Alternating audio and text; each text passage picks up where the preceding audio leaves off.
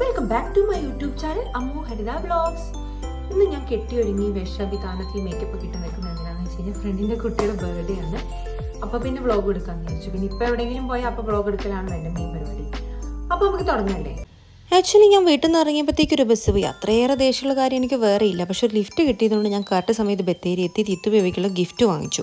അത് ഇനിയിപ്പോൾ പ്രതിമയുടെ അവിടെ പോയി ഞാൻ നടക്കുന്ന ഷോ എന്താണെന്ന് വെച്ചാൽ ഞങ്ങൾക്ക് ആർക്കാണ് പൊക്കം കൂടുതൽ.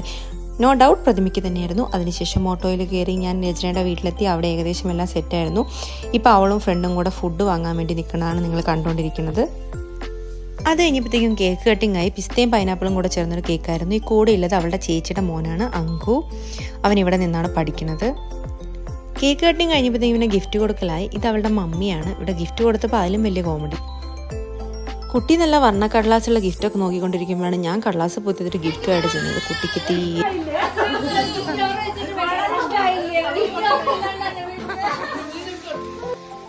അത് കഴിഞ്ഞപ്പോൾ തിത്തുവും അങ്കുവും കൂടെ പിന്നെ ഗിഫ്റ്റുകൾ വലിച്ചു കീറുന്ന തിരക്കിലായിരുന്നു. അങ്ങനെ എല്ലാം വേഗം പൊട്ടിച്ച് ഒരു സൈഡാക്കി. ഇപ്പം നിങ്ങൾ കണ്ടുകൊണ്ടിരിക്കുന്ന സൂട്ട് കേസുമായിട്ട് ഫ്ലൈറ്റിൽ കയറാൻ പോകുന്ന തിത്തു ബേബി അല്ല, കിച്ചൺ സെറ്റുമായിട്ട് അത് സെറ്റ് ചെയ്യാൻ വേണ്ടി പോകുന്ന തിത്തു ബേബിയാണ് കണ്ടുകൊണ്ടിരിക്കുന്നത്. അപ്പോഴാണ് ഓർത്തത് ബാക്കിയുള്ള ഗിഫ്റ്റ് ആരെടുക്കും. വേഗം അതൊക്കെ പെറുക്കി എടുക്കാനുള്ള പറ്റാവുന്നതൊക്കെ എടുത്തിട്ട് പോയിട്ടോ, അത് വേറെ കാര്യം. ബാക്കിയൊക്കെ ഞങ്ങളും പെറുക്കിക്കൊണ്ട് പോയി. അത് കഴിഞ്ഞപ്പോഴത്തേക്കും ഏട്ടനും അനിയത്തിയും കൂടെ കിച്ചൺ സെറ്റൊക്കെ റെഡിയാക്കി. അങ്കുവിൻ്റെ നേതൃത്വത്തിൽ അവർ ആ ടാസ്ക് വിജയകരമായി പൂർത്തീകരിച്ചു ഗൈസ്.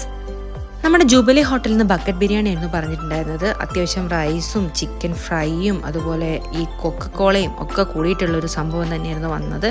ഫുഡൊക്കെ അടിപൊളിയായിരുന്നു. പിന്നെ ഫുഡാണല്ലോ നമ്മുടെ ഒരു മെയിൻ അല്ലേ. ഒരാളവിടെ കുട്ടീനെയൊക്കെ ഉറക്കിയിട്ട് അടുക്കളയിൽ തകൃതിയായ പണിയാണ്. എനിക്കെന്തോ ഓംലെറ്റും ചായയൊക്കെ ഉണ്ടാക്കി തന്നിരുന്നു കേട്ടോ. അത് കഴിഞ്ഞപ്പോൾ മേമയും മോനും കൂടെ വല്ല ഷട്ടിൽ കളിയായിരുന്നു. പക്ഷെ ബോള് പോയി നമ്മുടെ ബക്കറ്റ് ബിരിയാണിയിൽ വീണതില്ല. അവർ ചെറുതായി സ്ഥലം ഒന്ന് ഷിഫ്റ്റ് ചെയ്തിട്ടുണ്ട്. അവസാനം കുട്ടീനെ ഉറക്കലും കിച്ചണിലെ പണി എല്ലാം കഴിഞ്ഞിട്ടാണ് നമ്മൾ പിറന്നാൾ കാര്യം ഫുഡ് കഴിക്കുന്നത്. സമയം ഇപ്പം എത്രയും അറിയാം, 3 മണി ആവാനായി.